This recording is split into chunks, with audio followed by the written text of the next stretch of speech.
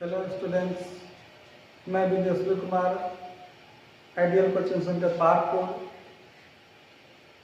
से समांतर श्रेणी जो आपके गणित में चैप्टर 5 में है उसके बारे में बताने जा रहा हूँ।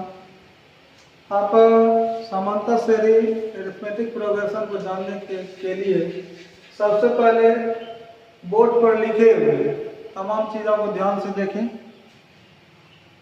इसमें आपको इन सब के बारे में जानना पड़ेगा। अनुक्रम के बारे में सीक्वेंस क्या है, व्हाट इज सीक्वेंस। दूसरा श्रेणी के बारे में प्रोग्रेशन क्या होता है, और तब जाकर के प्रोग्रेशन के टाइप्स ऑफ प्रोग्रेशन में आप जाएंगे कि प्रोग्रेशन कितने प्रकार के होते हैं। तो वहाँ पर आप एपी को देखेंगे, अरिथमेटिक प्रोग्रेशन को। अगला मैंने लिखा है टाइप्स ऑफ एपी, एपी कितने प्रकार के होंगे।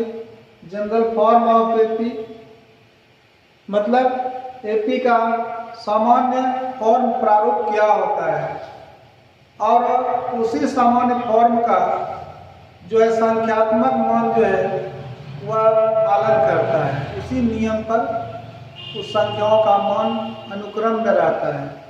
अगला है जनरल टर्म एन, और फॉर्म में एक व्यापक पद होगा जिसका सिंबल एन होगा।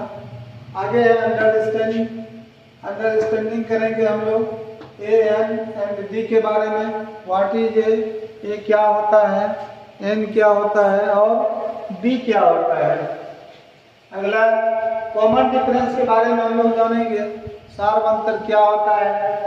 अगला मैंने लिखा है nth टर्म फ्रॉम nवां पद ज्ञात करना है और अंत से प्राप्त करना है वो पद, क्योंकि सामान्यतः पदों को हम प्रारंभ से प्राप्त करते हैं, लेकिन मैंने लिखा है कि nth टर्म जो है ये इन से प्राप्त करना है, अंत से प्राप्त करना है। हम किसी पदों को प्रारंभ से शुरू करके प्राप्त करते हैं, और दूसरा है आपको अंत से प्राप्त करना है। दोनों तरह का प्रश्न रहता है। आगे है आपका mid term of infinite AP, मध्य पद को ज्ञात करना है किंतु वो एपी फिनाइट होना चाहिए। मैंने लिखा है टाइप्स ऑफ एपी में एपी कितने प्रकार के होते हैं, तो यहाँ पर हमको जानना पड़ेगा। एपी दो प्रकार के होते हैं, एक होता है फिनाइट परिमित एपी और दूसरा होता है इनफिनाइट एपी। तो छात्रों, चूंकि ये समांतर श्रेणी आपके लिए ये नया चैप्टर होगा जिसके बारे में आप लोगों ने पिछली कक्षाओं में ना कभी सुना होगा ना देखा होगा, तो इसे हम जितना अच्छी तरह से समझ करके इसको पढ़ने का प्रयास करेंगे। सिर्फ सवाल बनाना कोई बड़ी बात नहीं है। आप किसी भी किताब से आप सिर्फ सवाल बनाते हैं और आपके पास कोई थ्योरी नहीं रहता, आपके पास कोई सिद्धांत नहीं होता है, तो सिर्फ आप उस सवाल को बना पाते हैं जिस सवाल को आपने रिपीट करके, आपने याद करके, अध्ययन करके सीखा है।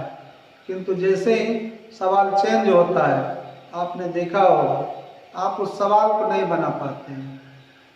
तो आपको किसी भी अध्याय में जाने से पहले जो उस अध्याय का जो थ्योरी होता है उसको जानना चाहिए। सवाल को बनाना कोई बड़ी बात नहीं है। सवाल तो आप किसी भी सवाल को प्रैक्टिस के तौर पर बना सकते हैं। आइए इस अरिथमेटिक प्रोग्रेशन को जो छात्र मेरा ये वीडियो देख रहे हैं वो बहुत ध्यान से देखें और अंत तक देखें, और इसमें हम चैप्टर को प्रारंभ करने से पहले इसका जितना सिद्धांत है सबके बारे में बताएंगे। और मैं आशा करता हूँ कि इस सिद्धांत को जानने के बाद आप किसी भी गणित को, चाहे वह NCERT का हो, KC सिन्हा का हो, RD शर्मा का हो, सबका सवाल आप बनाने में सक्षम हो पाएंगे। तो आइए हम सबसे पहले सीक्वेंस को देखते हैं। कि सीक्वेंस क्या है। इसमें सीक्वेंस जो होता है वो वस्तुओं अथवा संख्याओं का एक ग्रुप है, वस्तुओं अथवा संख्याओं का एक समूह है जो अपने पूर्व के पद का अनुकरण करता है और इसी तरह वह आगे बढ़ता जाता है। तो संख्याओं का एक ऐसा ग्रुप जो अपने पूर्व के पद का अनुकरण करता हुआ इसी क्रम में आगे बढ़ता जाता है, लिखा जाता है। तो इस प्रकार के ग्रुप को हम अनुक्रम कहते हैं।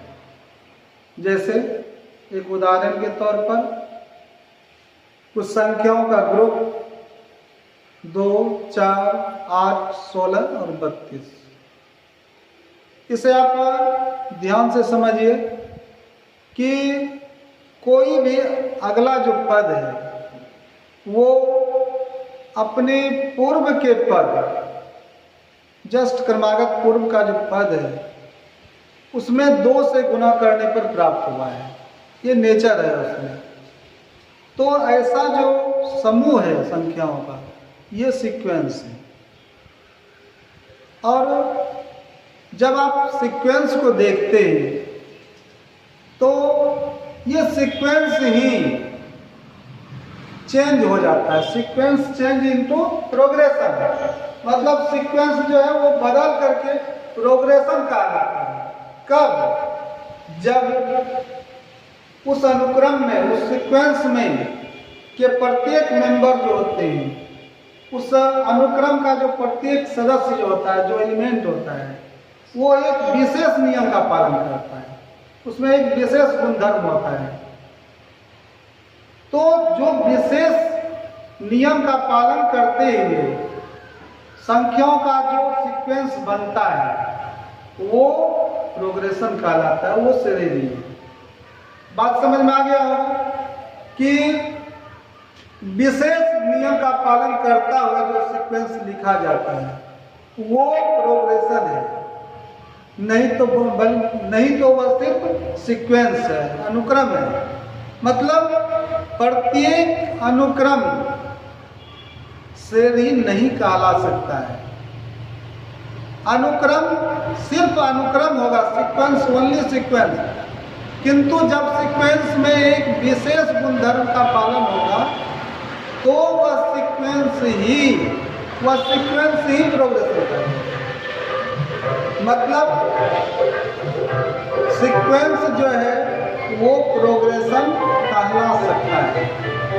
इस तरह से हम सीक्वेंस को प्रोग्रेशन में डाइवर्ट कर लेते हैं तो वही अनुक्रम प्रोग्रेशन कहलाता है जिसके सदस्य एक विशेष गुणधर्म का पालन करता है।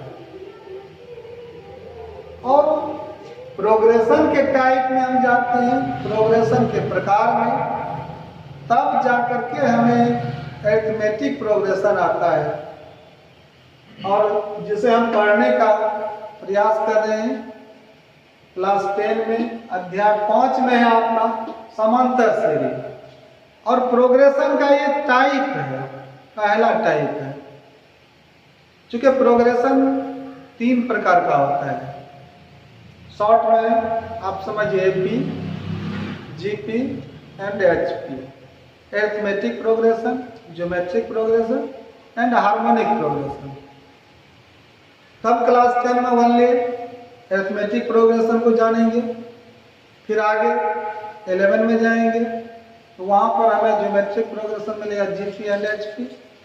तो हमें ये जानना पड़ेगा कि अरिथमेटिक प्रोग्रेशन, आगे मैंने लिखा है अरिथमेटिक प्रोग्रेशन, समांतर श्रेणी। समांतर श्रेणी क्या है? तो आपने देखा कि सीक्वेंस ही प्रोग्रेशन है, सीक्वेंस ही प्रोग्रेशन है, और प्रोग्रेशन का मतलब हुआ सीक्वेंस ही आ रहा है, तो सीक्वेंस ही AP है। इसका मतलब एक ऐसा सीक्वेंस, संख्याओं का एक ऐसा अनुक्रम जिसके कोई पद अपने पूर्व के पद, जिसका कोई पद और उसके पूर्व का पद क्रमागत होना चाहिए, पूर्व का पद का अंतर नियत हो।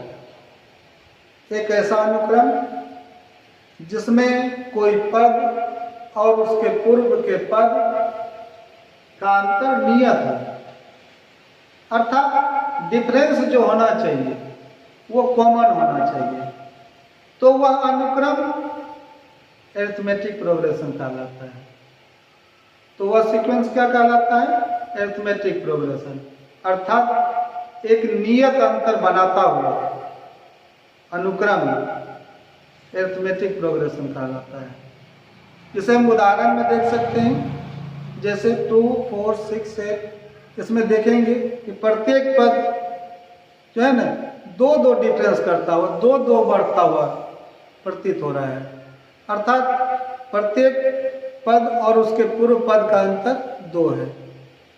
तो जब हम एपी को देखते हैं तो इसमें हमें एक टर्म आता है कि पदों में जो है अंतर दिखता है और वो अंतर समान दिखता है, और उस समान अंतर को ही हम लोग क्या करते हैं? सार्वंतर।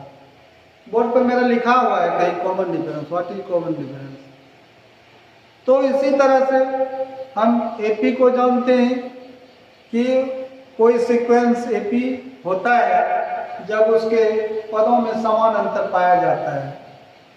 इस तरह से अगला मैंने लिखा है टाइप्स ऑफ एपी, एपी के प्रकार। इन सब चीज़ों को हम लोग अंडरस्टैंडिंग करेंगे कि ये सब चीज़ क्या है। इन सब चीज़ों को मैं विस्तार पूर्वक बताने जा रहा हूँ। तो मैं पहले बता रहा हूँ कि समांतर श्रेणी के प्रकार के बारे में, कि समांतर श्रेणी कितने प्रकार के होते हैं। तो समांतर श्रेणी जो होता है वो 2 प्रकार का होता है, types of AP. 2 types of AP हो जाए, टाइप्स ऑफ एपी।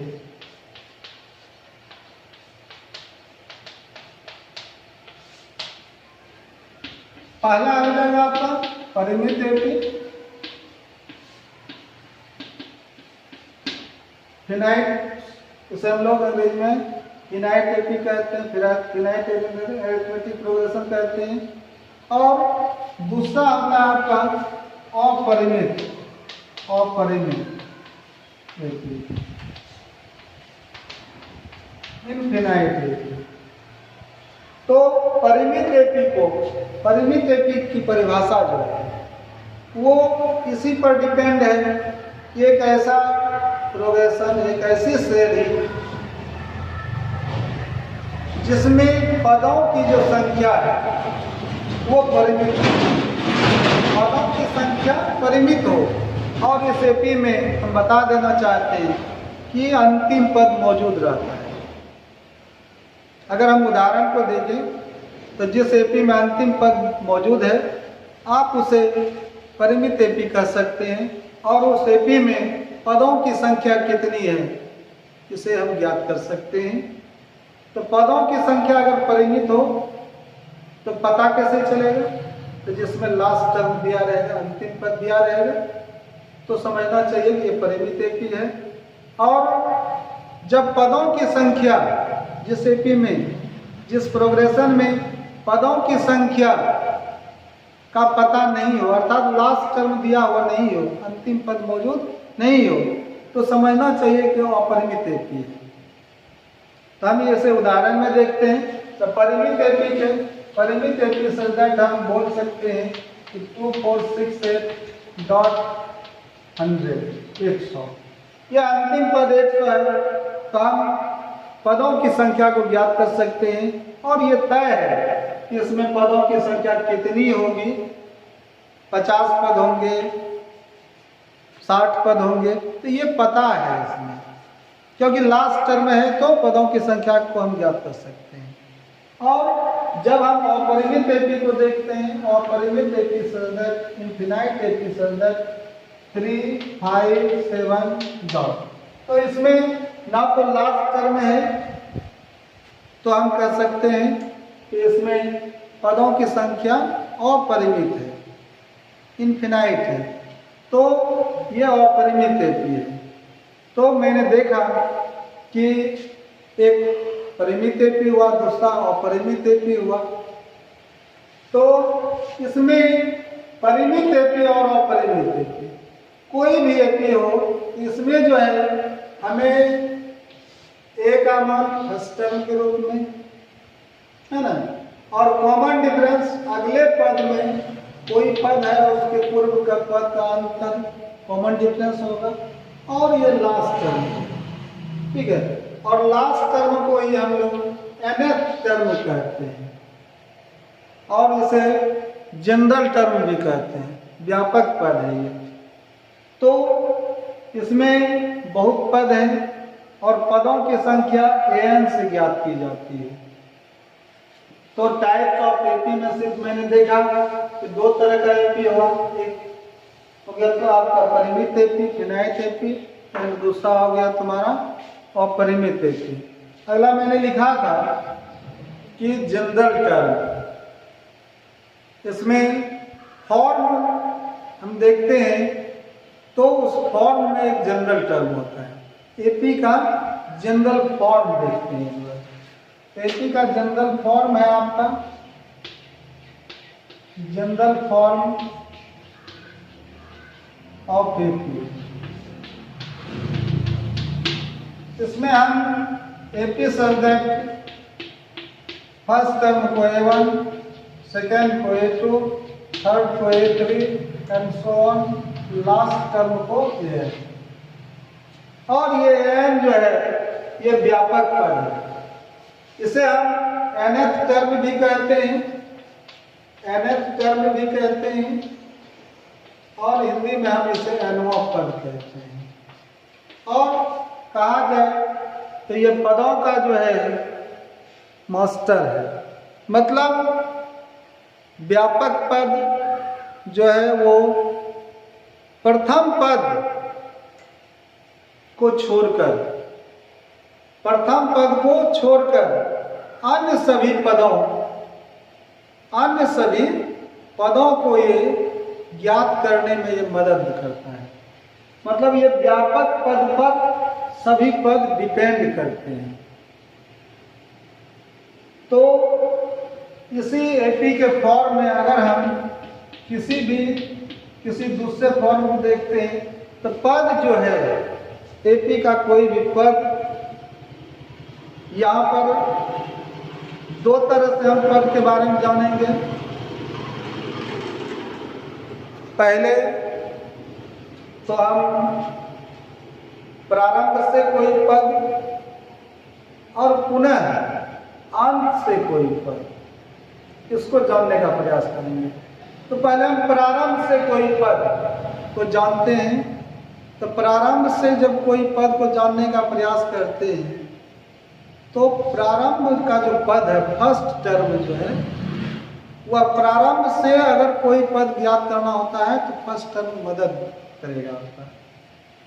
अर्थात कोई भी पद प्रारंभ से अगर 10वां पद है तो उसमें आपका जो 10वां पद का फॉर्म बनेगा A10 बराबर A plus 9D, A plus 9D बनेगा, मतलब फर्स्ट टर्म उसमें रहेगा। और जब आप अंत से कोई पद प्राप्त करेंगे, अंत से, जैसे एक उदाहरण मैं बोल रहा हूं कि अंत से 20वां पद ज्ञात करो, तो उसका जो फॉर्म बनेगा अंत वाला पद मदद करेगा, मतलब L माइनस 19D। अर्थात कॉमन डिफरेंस में एक कम रहता है। जैसे हम इसको बाद में देखेंगे तो आपको समझ में आ जाएगा कि ये शुरू से जो पद, प्रारंभ से जो करके जो कोई पद देखते हैं तो उसका फॉर्म क्या होता है, और अंत से कोई पद देखते हैं तो सिर्फ अभी सीधा जानना है कि प्रारंभ से कोई पद अगर हम देखने का प्रयास करेंगे, निकालने का प्रयास करेंगे तो फर्स्ट टर्म मदद करेगा, और लास्ट से अगर हम कोई पद प्राप्त करने का प्रयास करेंगे तो उसमें लास्ट टर्म आपका मदद करेगा। और प्रत्येक स्थिति में कोई भी पद, प्रथम पद को अगर छोड़ दिया जाए तो अन्य सभी पदों में कॉमन डिफरेंस निहित रहता है, मतलब उसमें कॉमन डिफरेंस प्रेजेंट रहता है। तो इसका मतलब कोई भी पद या तो एडी पर निर्भर करता है या तो एलडी पर निर्भर करता है। प्रारंभ से अगर कोई पद का फॉर्म लिया जाए तो एडी से फॉर्म बनेगा, और अंत से अगर कोई पद को खोजा जाए या निकालने का प्रयास किया जाए तो वो एलडी पर निर्भर करेगा, अर्थात प्रारंभ से एडी और अंत से एलडी। तो अंत से अभी हम थोड़ा देर के लिए छोड़ देते हैं। अगर हम प्रारंभ से शुरू करते हैं तो कोई भी पद का जो फॉर्म बना है वह फॉर्म एपी का फॉर्म बनेगा। तो फर्स्ट टर्म को छोड़कर फर्स्ट टर्म में हो गया ए, और दूसरा पद है ए2 का फॉर्म बनेगा। क्योंकि ये प्रारंभ से है, प्रारंभ से हम लोग चल रहे हैं शुरू से, तो ए प्लस ये मदद करेगा फर्स्ट टर्म, ए प्लस एक कम डी होना चाहिए। तो 2 है, दूसरा टर्म है, तो 2 में से एक कम कर देंगे तो 1 डी होगा, ए प्लस डी होगा। तो थर्ड टर्म क्या आ जाएगा, तीसरा पद क्या होगा, ए प्लस 2d, एक कम डी हो गया। इसी तरह से बढ़ेगा। अगर हम पांचवा पद लेने का प्रयास करेंगे तो समझ में आ गया होगा, ए प्लस 4d। 10वां पद अगर चाहते हैं प्रारंभ से है तो ए प्लस 9d। इसी तरह से इस पद का फॉर्म होगा। और अंतिम पद व्यापक पद nth टर्म जो है, ये जनरल जो टर्म है वो क्या हो जाएगा, तो ए प्लस, चूंकि हम प्रारंभ से ए प्लस n माइनस 1, एक कम होगा, nth टर्म है तो n माइनस 1 इंटू डी, और यही फॉर्म आपका nth टर्म का होगा। और एपी के इस फॉर्म को भी हम देख सकते हैं, और ये भी टर्म आपका फॉर्म है, दूसरा फॉर्म हो गया। और एपी का मैं एक तीसरा फॉर्म दे रहा हूँ, जिसमें अगर आपके पास पदों की संख्या नियत हो, कुछ पद और वो संख्या विषम संख्या के रूप में हो, जैसे 5 पद हो, 5 पुरस्कार बांटना हो, 7 पुरस्कार बांटना हो, या एपी में 7 पद हो, ऑड नंबर होना चाहिए। तो आगे पीछे और मिड इसको देखना है। अगर 5 टर्म है तो हो जाएगा 2 आगे 2 पीछे, और मिडिल टर्म में 2 2 4 1 5। 7 टर्म है, आप 7 टर्म में 3 टर्म आगे छोड़ दीजिए, 3 टर्म पीछे, और मिडिल का टर्म पहले स्टार्ट कीजिए। और उसके बाद जब आप समझ जाते हैं तो आप शुरू से भी लिख सकते हैं। तो हम एपी के 5 पद को लिखते हैं, एपी शब्द है तो 2 आगे और मिडिल और 2 पीछे, ठीक है। तो मिडिल का टर्म हम ये देते हैं, जबकि हमको पता है फर्स्ट टर्म है, लेकिन नहीं, यहाँ पर हम एपी के फॉर्म को, कुछ सवाल को आसानी से बनाने के लिए इस फॉर्म का उपयोग करते हैं। तो मिडिल टर्म ये हो गया। आगे का टर्म कॉमन डिफरेंस प्लस होगा, ए प्लस बी, ए प्लस 2d। पीछे आते हैं ए माइनस डी हो जाएगा, और इससे पीछे आते हैं ए माइनस 2d। तो इस तरह से आपको फॉर्म लिखने के लिए सीखना है। कैसे लिखा गया, अब आपके पास अगर 7 पद है एपी में तो पता होना चाहिए कि मिडिल टर्म क्या लिखना है। आगे क्या होगा, ए प्लस डी, ए प्लस 2d, ए प्लस 3d होगा, और पीछे क्या होगा, ए माइनस डी, ए माइनस 2d, ए माइनस 3d हो जाएगा। इस तरह से हमारे पास 7 पद हो जाएगा। तो इस फॉर्म का मदद लेकर हम कुछ विशेष सवालों को आसानी से बना सकते हैं, क्योंकि इस सब पदों को जोड़ने के बाद कॉमन डिफरेंस कैंसिल हो जाता है और फर्स्ट टर्म प्राप्त हो जाता है, ठीक है। चलिए इसके बाद हम चलते हैं, इसमें व्यापक पद आता है nth टर्म हुआ। तो nth टर्म जो है ये आपका फॉर्म बनाया कि n बराबर a plus n minus 1 into D, A plus n minus 1 into D के बारे में।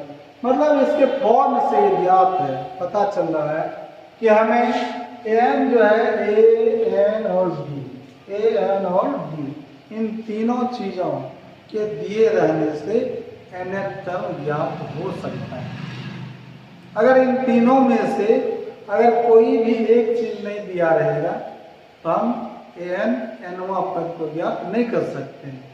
तो जब हम पद को ज्ञात करने का प्रयास करते हैं, पद ही ज्ञात करना है, मेन है पहले पद के बारे में जानना। तो nवां पद जो है वो a + n - 1 इंटू डी। इसके बाद कुछ पदों का फॉर्म हम बताने का प्रयास करते हैं। कुछ पदों का फॉर्म, ऐसे पदों का फॉर्म जो सुदूर हो, कोई एपी है, कोई एपी है और कुछ पद है मालूम उसमें, और उससे सुदूर दूर जाकर के कोई पद पूछा जाता है। तो सुदूर के लिए फॉर्म और क्रमागत का फॉर्म। जैसे अगर हम एक एपी ले लेते हैं, एपी सर्जक, यहाँ पर 2 4 6 डॉट है ना, और यहाँ पर हमें 10वां पद पूछा जाता है। कौन सा पद पूछा जा रहा है? 10वां। ठीक है, तो 3 पद मालूम है और 10वां पद पूछा जा रहा है ना। तो यहाँ पर हमें ये देखना है कि एपी है कोई, तो एडी है। ध्यान रखना है कि एपी है तो एडी है, मतलब एपी है तो ये है और कॉमन डिफरेंस आसानी से निकाला जा सकता है। इसलिए सीधा बोलना है कि एपी है तो एडी है। मतलब हम इसको चलाने का प्रयास करते हैं कि हियर ए बराबर 2 एंड डी इक्वल टू 4 - 2। अगला पद में पूर्व का पद घटाएंगे, 4 - 2 इक्वल टू 2, कॉमन डिफरेंस 2 आ गया। और मैंने बताया कोई भी पद ज्ञात किया जा सकता है। और अगर हम प्रारंभ से ज्ञात करने का प्रयास करते हैं तो एडी का फॉर्म लगता है, और अंत से प्राप्त करते हैं तो एलडी का फॉर्म लगता है। तो हम चूंकि अभी हम अंत से, मैंने बोला था अंत से जो है वो सवाल अलग है, अंत से पूछा नहीं जाता है जल्दी से। तो हम जब प्रारंभ से शुरू करके, यहाँ से प्रारंभ से 2 4 6 प्रारंभ हुआ था और 10वां पद पूछा है, तो प्रारंभ का ही पद हुआ, क्योंकि वहाँ लिखा रहता है अंत से 10वां पूर्व, है ना, ऐसा नहीं है। तो ये प्रारंभ से है, तो प्रारंभ से एडी का फॉर्म लगेगा। तो सुदूर के लिए फॉर्म बना 10 बराबर a + 9d। यहाँ पर फर्स्ट टर्म 2 है और +9 इंटू डी का मान आता 2 है। तो 2 + 9 = 18, कितना हो जाएगा 20। ये आंसर हो जाएगा आपका 10वां पद। तो मैं बताने का प्रयास कर रहा था इसमें कि देखिए एपी है तो एडी है, एपी है तो एडी है। और अगर हम सुदूर का पद प्राप्त करते हैं तो हमें एडी का फॉर्म देना है। अगर हम क्रमागत पद की बात करें, यहाँ सुदूर फॉर्म नहीं, ये नहीं पूछा। कहाँ जाएगा क्रमागत? 3 पद दिया है, चौथा, पांचवा, छठा, अगले 3 पद क्रमागत पद ज्ञात करो। तो दोनों प्रश्न में क्या अंतर हुआ? एक प्रश्न होता है पद ही ज्ञात करना है, लेकिन अंतर यह है कभी सुदूर का पद है और कभी लगातार पद है। तो लगातार पद के लिए फॉर्म देना नहीं है, ठीक है। लगातार पद के लिए यहाँ पर अगर हमारे पास 3 पद है तो यहाँ पर हम चौथा पद प्राप्त करेंगे, क्रमागत पद। क्रमागत पद कितने क्रमागत? मान लेते हैं 3 क्रमागत पद होंगे। क्या होंगे? तो देखिए A4 होगा, A5 होगा एंड A6 होगा। क्यों? क्योंकि 3 पद दिया गया है, 3 पद दिया गया है। A4 क्रमागत होगा, उसके बाद A5 होगा, A6, क्योंकि 3 है, चौथा, पांचवा और छठा होगा। तो चौथा के लिए क्या माना? A4 के लिए आपको पता होगा A4 बराबर अगर हम पूछें तो वहाँ पर आप फॉर्म लाते हैं A+3D लाते हैं, लेकिन नहीं क्रमागत के लिए मैं बताया कि सुदूर के लिए फॉर्म देना है, लेकिन क्रमागत के लिए फॉर्म नहीं, कोई ज़रूरत नहीं है। अगर आप फॉर्म देते हैं तो भी गलत नहीं होता है, किंतु कुछ स्टैंडर्ड होता है कि आप किस नियम से किस सवाल को बनाते हैं। तो यहाँ पर ये ध्यान रखने वाली बात है कि क्रमागत पदों के लिए फॉर्म देना नहीं है। तो क्रमागत पदों के लिए तब क्या हुआ? तो फॉर्म तो है, स्टैंडर्ड फॉर्म इसका भी है, लेकिन मैं बता रहा हूँ कि इसको बनाना कैसे है। तो पूर्व का पद 4 चौथा पद है, इसके पूर्व का पद क्या है? 6 है, तीसरा पद तो 6 और प्लस में कॉमन डिफरेंस लिखना है। पूर्व का पद और प्लस में कॉमन डिफरेंस याद रखिए, पूर्व का पद और प्लस में common difference. Plus common difference कितना चल रहा था 2, तो 14 8, पांचवा पद के लिए चौथा पद पूर्व का हुआ क्रमागत में, तो यही हो जाएगा 8 प्लस कॉमन डिफरेंस 10, तो यहाँ हो जाएगा 10 प्लस कॉमन डिफरेंस 12, यही 3 क्रमागत पद होगा। देखते हैं कि यहाँ A4 बताया A4 क्रमागत पद का भी फॉर्म होता है, तो क्रमागत पद A4 का फॉर्म आप क्या जानते हैं? अगर ये सुदूर है आप जानते हैं A प्लस 3 जानते हैं।